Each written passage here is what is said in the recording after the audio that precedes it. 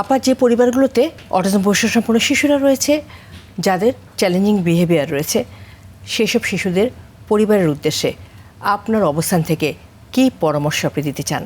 Autism বৈশিষ্ট্য সম্পন্ন শিশু আমাদের অনেকের ঘরে রয়েছে।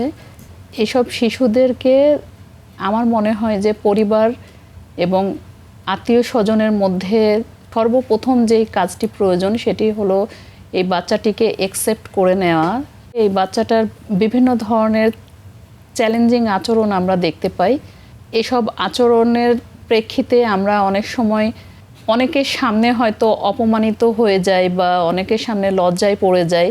এই জিনিসটা আসলে লজ্জায় না পড়ে আমরা জানি যে এসব অটিজম বৈশিষ্ট্য সম্পন্ন শিশুরা নিজের ইচ্ছায় এই আচরণগুলো করে না।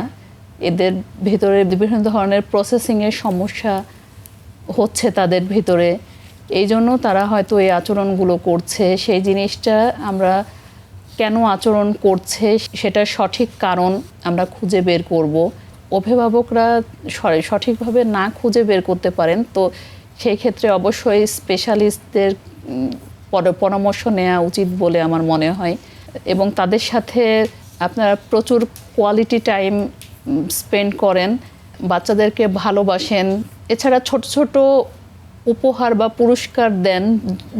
যখন বাচ্চাটা ভালো কাজ করছে তখন তাদেরকে ছোট ছোট যে গিফট দেওয়া, কোনো একটা খাবার দেয়া বা কোনো একটা খেলনা দেয়া, তাতে করে বাচ্চাটার মধ্যে এই বিষয়টা আসবে যে আমি একটা ভালো আচরণ করলে আমার অভিভাবক বা মা বাবা আমাকে একটা ভালো কিছু দিচ্ছে।